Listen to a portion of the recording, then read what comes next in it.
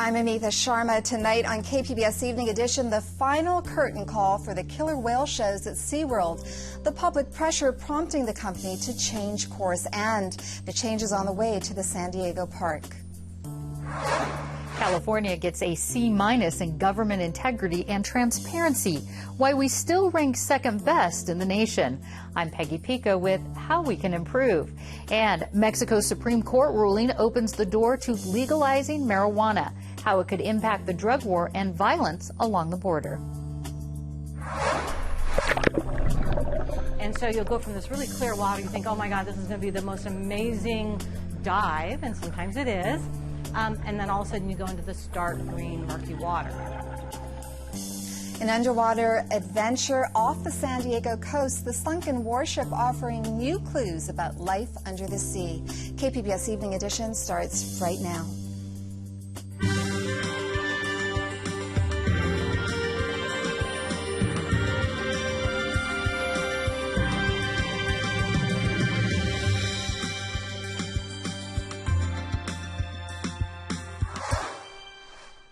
Good evening. Thanks for joining us. Shamu, take a bow. SeaWorld told investors today it will end its famous killer whale show in San Diego by 2017. KPBS reporter Megan Burke says the change is part of a new grab at conservation-minded families and millennials as the company tries to bounce back from the Blackfish documentary. SeaWorld CEO Joel Manby says he'll replace the flipping orcas and splash zone with a natural-looking exhibit aimed at giving visitors a behind-the-scenes look at the company's marine rescue efforts. He says the company needs to put its conservation mission before spectacle to gain and retain a new generation of customers. Manby also announced SeaWorld has partnered with local hotel chain Evans Hotels to explore creating a Disney-like resort with an on-site hotel. It would be within the existing property footprint. Evans Hotel CEO Robert Gleason says he's not fazed by SeaWorld's critics. SeaWorld remains a top attraction bringing visitors to San Diego, and it still remains the #1 requested activity of our guests here on Mission Bay. We have had a partnership with SeaWorld spanning more than 50 years.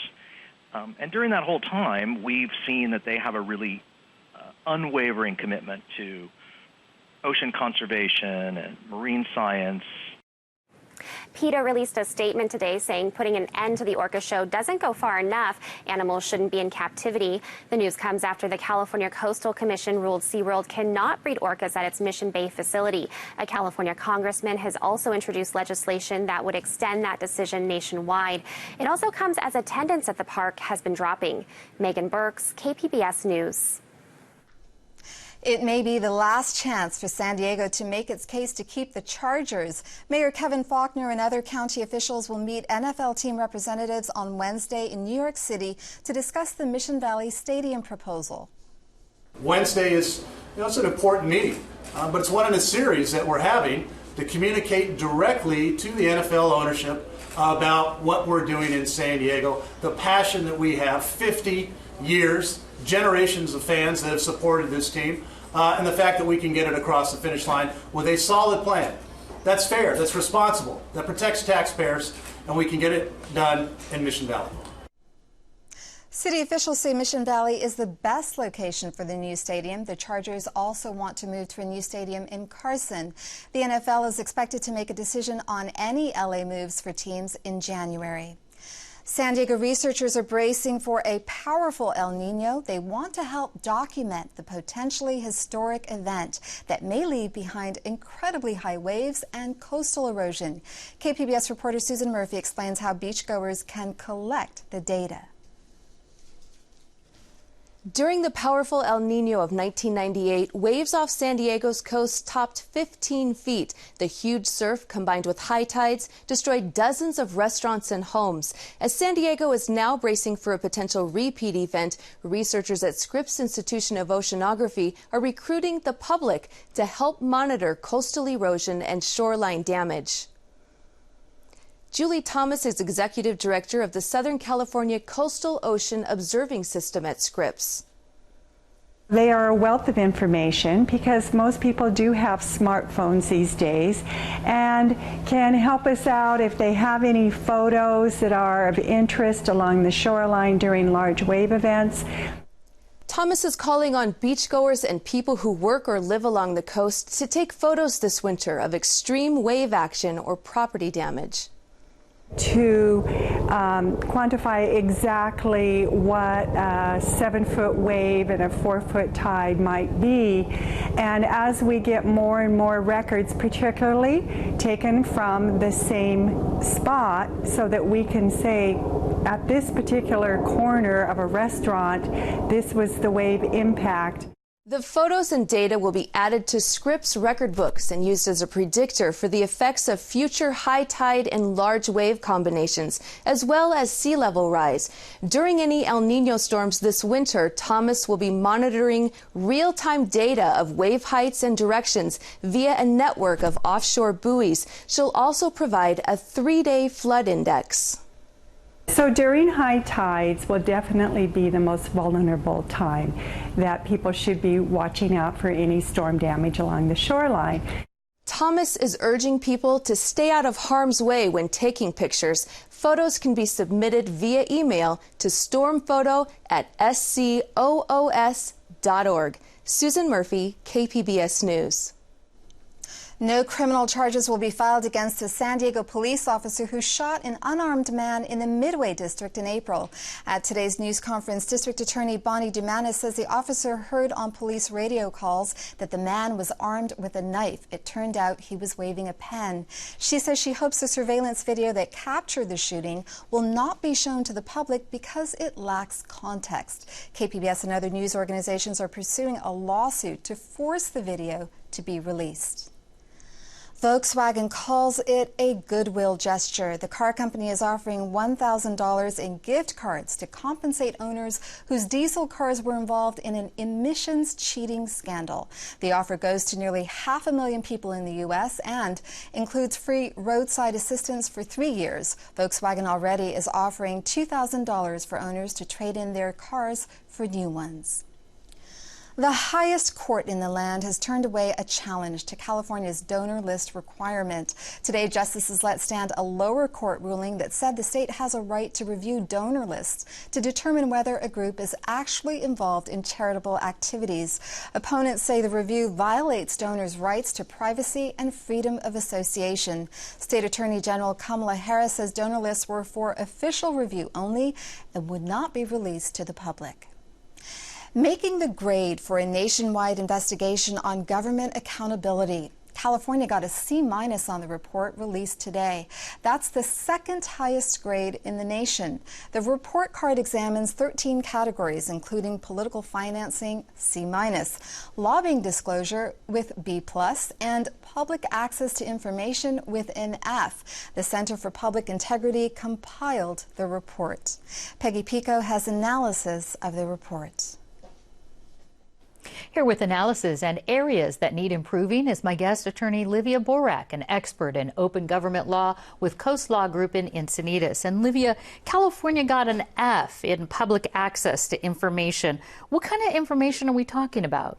This is information as to the right of the public, the executive, judicial, legislative branches in doing their business. The people of the state of California have the right to all of the information about the business that's conducted at the state level. And unfortunately, in some areas we fell short. I'm going to ask you, where are those transparency, where do we fall short in those transparency laws? So specifically with respect to an independent commission to oversee when public records have been withheld inappropriately, and sometimes access to the information electronically, and specifically with respect to falling short in terms of the information and digital age. Yeah, so lots of things are digitized now. Are there certain laws that could be updated that you'd like to see updated to improve that, especially with digital access? Yeah, right now the Supreme Court, the California Supreme Court, is considering those types of critical issues. The law has been on the books for a long time, but hasn't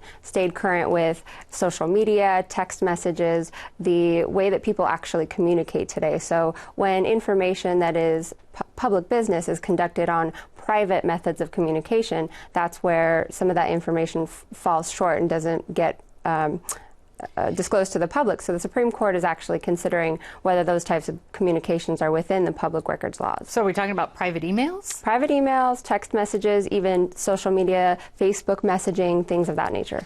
Well, the state also got a failing grade in judicial accountability.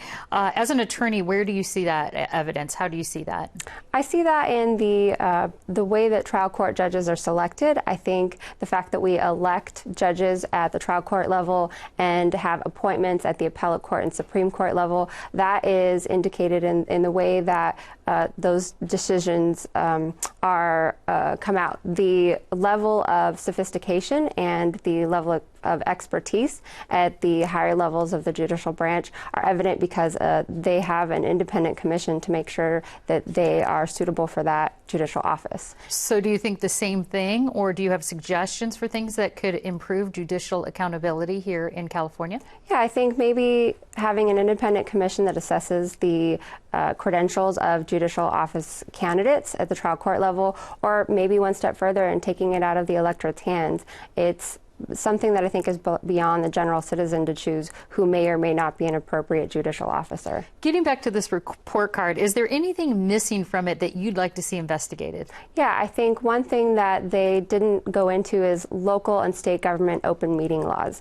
Those are critical and they work in tandem with the public records. So they give insight into the deliberative process at the local and state agency level, and they show why and how our elected officials are making decisions. So getting access to the records is great, and that's wonderful, but also seeing how the elected officials use those records to make decisions and being afforded access to that is also critical. Of course, journalists and attorneys care very much about transparency in government, but why should your everyday person, why should we care about it?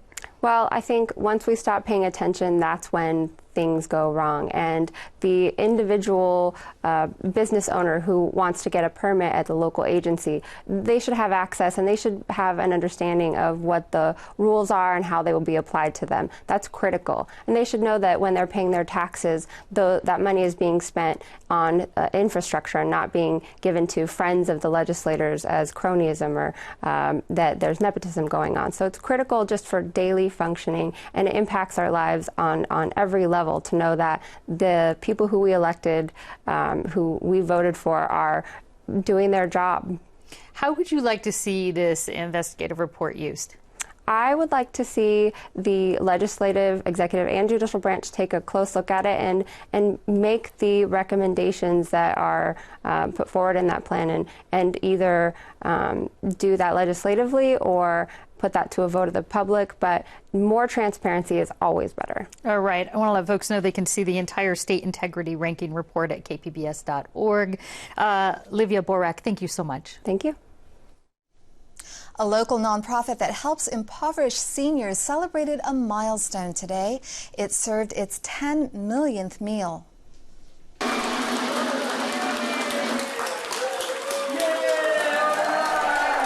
The mood was festive as San Diego Mayor Kevin Faulconer offered the 10 millionth meal to Yolanda Maldonado at the nonprofit serving seniors.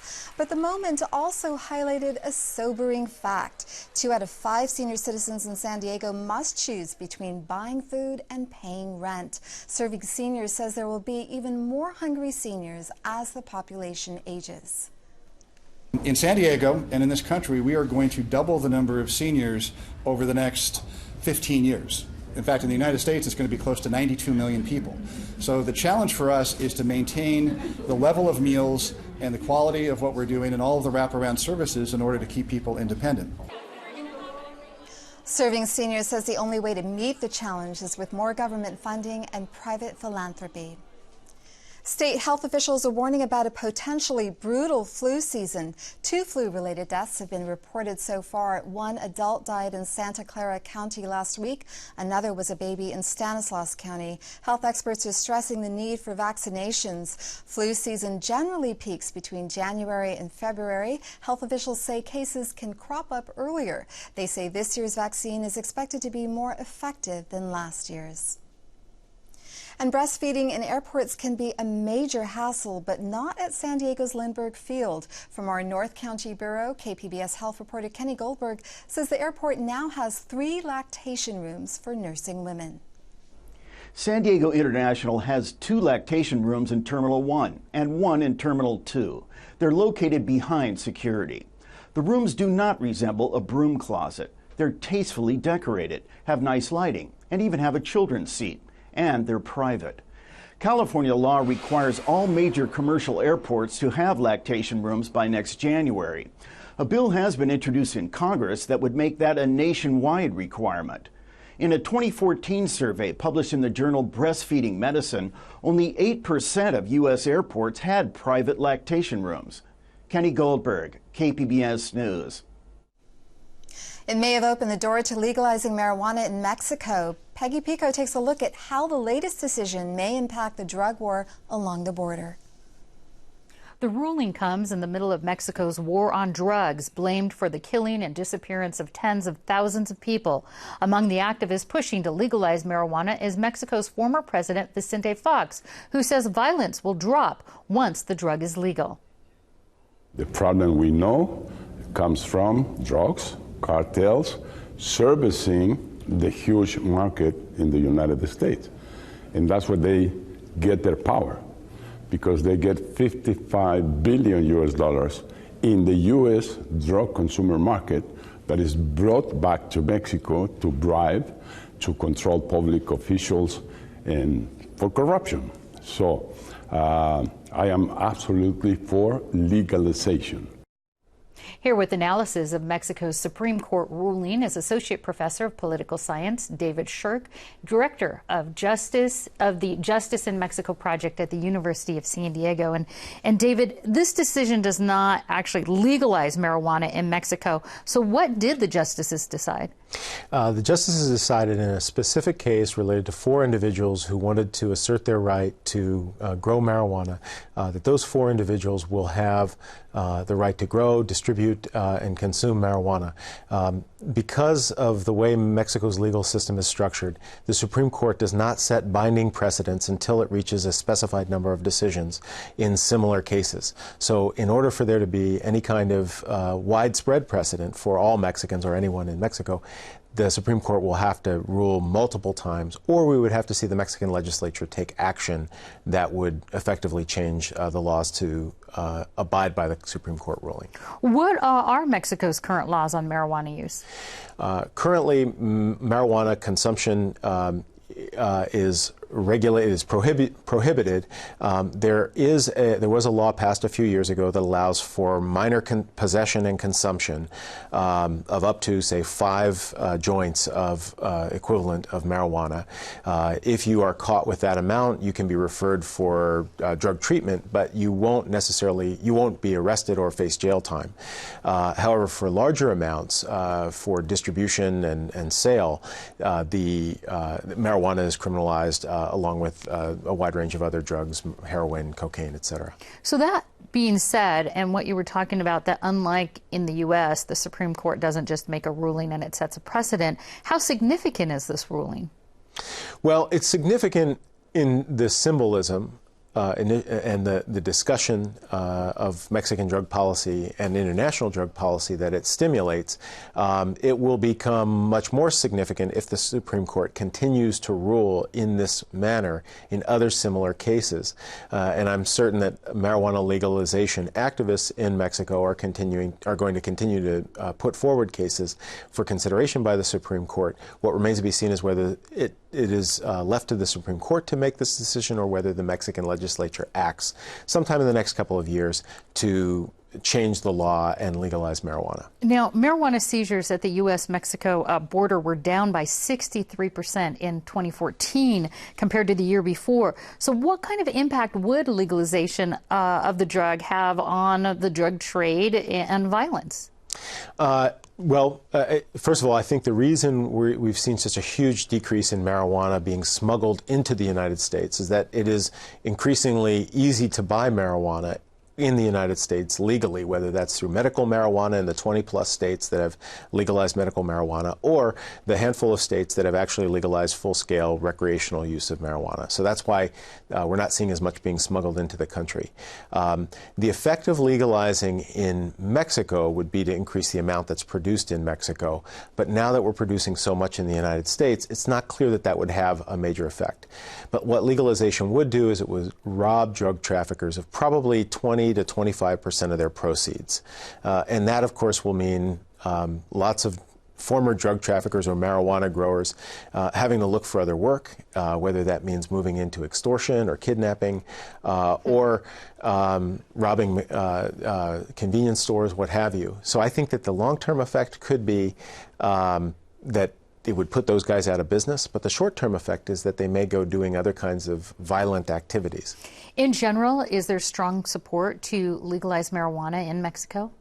No. Interestingly, you know, as much as Mexico has a reputation as a place that grows and distributes marijuana for consumption in the United States, marijuana is not widely consumed in Mexico by comparison, and generally speaking, I think drug use is much lower in Mexico than it is in the United States. So I think the social support for legalization of marijuana is much lower than in the United States in Mexico. Here, you know, 55+% of the population approves, and in Mexico, much fewer. All right, Associate Professor David Shirk, thank you so much. Thank you.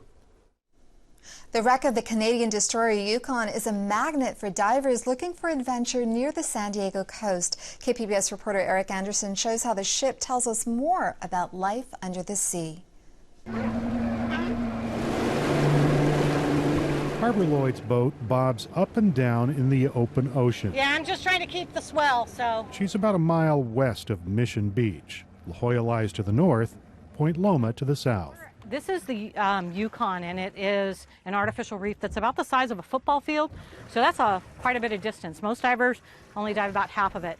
The San Diego Oceans Foundation spent $250,000 15 years ago to bring the warship here. It was cleaned up and sunk in about 130 feet of water. She's diving on this day with Michael Baer, an experienced diver and underwater photographer. With cameras rolling, they'll be adding to a growing database of information. Lloyd says the current tugs on divers on the first plunge. But it's usually a short swim to the anchored descent line. The journey is straight down from there. And so you'll go from this really clear water, you think, oh my God, this is going to be the most amazing dive, and sometimes it is. And then all of a sudden you go into this dark green, murky water. The idea is to record how sea life is doing on the hard surfaces, the nooks and the crannies of the ship. Lloyd says it takes a minute or two after the descent for the eyes to adjust. Then you start seeing, and especially if you have lights, you see these little riots of color, right? So they could be the strawberry anemones, and they're brilliant, or the white anemones. There's a couple different species of these white anemones that show up. And so you'll have greens and pinks and whites and browns and rusts. And that's quite a change over 15 years. Michael Baer worked with the crew that cleaned up the warship before it sank. He was also among the early divers. In the first few months, you don't notice that much, but the remarkable difference comes a year or two down the road when you haven't dived it in a while, and you dive it and all of a sudden you're noticing sea life where there was not sea life before. And that's the truly remarkable difference. Baer wants to help document the change that's happened since then. The ongoing citizen science survey allows recreational divers to share their underwater photography. The video and photos will be collected and curated. So you definitely are going to notice differences over time, and that's part of the purpose of the study, is to scientifically track which species are leaving and which are coming in. And some of those species are more than a bit surprising. A diver recently captured on film something that isn't common in these cool ocean waters. It's called a salp chain. It's a gelatinous colony animal that drifts with the currents. And they just happened to be on the Yukon as they were photographing something else, and this salp chain kind of sort of photobombed the photo, and they got a photograph of the salp chain, so now we have that species logged in our database. One reason the Yukon attracts such a variety of different plants and animals is that the ship stands in stark contrast to the sandy ocean floor. Here's a kelp strand that actually fell on the ground. Scripps Institution of Oceanography researcher Ed Parnell led the first underwater study on the Yukon a few years after the ship's sinking.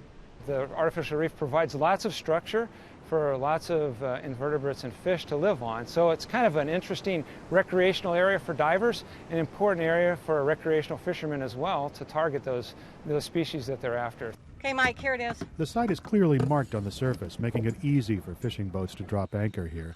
Parnell says that feeds a debate about whether fishing saps the potential impact artificial reefs have on fish populations. He also wonders about the long-term environmental impact of the ship. But as it slowly deteriorates, a lot of the metals, the fouling paint that wasn't completely cleaned off of it, as well as the PCBs in the bulkheads, which like PCB doesn't break down, it's a legacy pollutant. The fate of those materials in that food web out there on the shelf is not known, it's not well studied. Parnell says he expects the Yukon to be part of the local landscape for decades, and he says tracking and recording the life around the ship will help scientists understand the vessel's impact over time. Eric Anderson, KPBS News. KPBS video journalist Katie Shulev helped produce that story. You can find tonight's stories on our website, kpbs.org/evening edition. Thank you for joining us. Have a great evening.